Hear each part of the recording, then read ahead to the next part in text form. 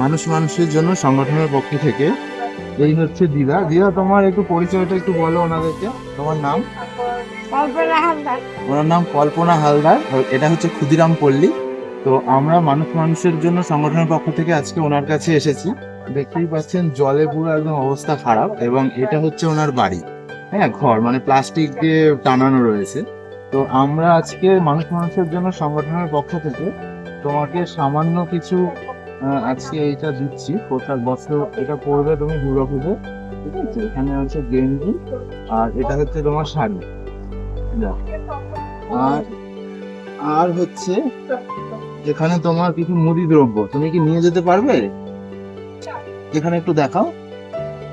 এই যে রয়েছে চাল, 5 কেজি চাল, 5 কেজি।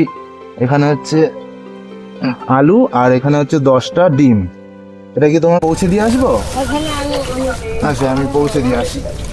জয় ভগবান। ওনার হচ্ছে এটা বাড়ি, এই হচ্ছে ওনার অবস্থা।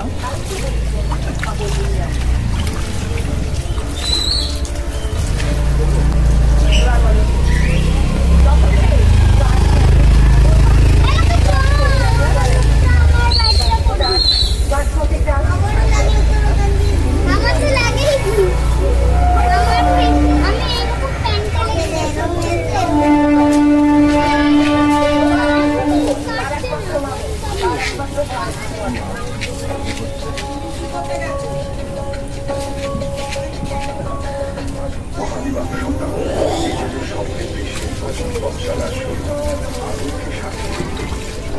হচ্ছে আমাদের এখানে এই দিদা এখানে থাকে অনেক কষ্ট করেই।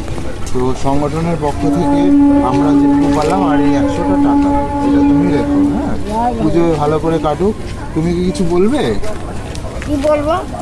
তোমার যদি কিছু বলার থাকে, তুমি যদি কিছু বলতে চাও। বলেছিলাম তো একবার, আচ্ছা, বলো আর একবার শুনি। ঘরের জন্য যদি কিছু। আচ্ছা, উনি চাইছে, উনি হয়তো ক্যামেরার সামনে অতটা ভালো বলতে পারছে না। উনি চাইছে যে ওনার এই হচ্ছে ঘর, এইভাবে উনি থাকছে। তো এই ঘরের জন্য যদি ওনার কিছু সাহায্য করা যায়, কোনো সহৃদয় ব্যক্তি বা কোনো সংগঠন যদি সেইভাবে ওনাকে সাহায্য করতে পারেন, তো ওনার এইটাই একটা আশা আর কি। ওনার ইচ্ছা। তো আপনারা এই হচ্ছে আমি আপনাদের সামনে দেখালাম। এই দিদা এখানে খুব কষ্টে থাকেন।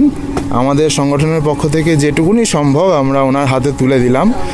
হয়তো এটাতে সব দিনেরটা হবে না, অল্প কিছু দিনই চলবে, কিন্তু সংগঠনের পক্ষ থেকে যতটুকু সম্ভব, যে কদিন এই পুজোর মাস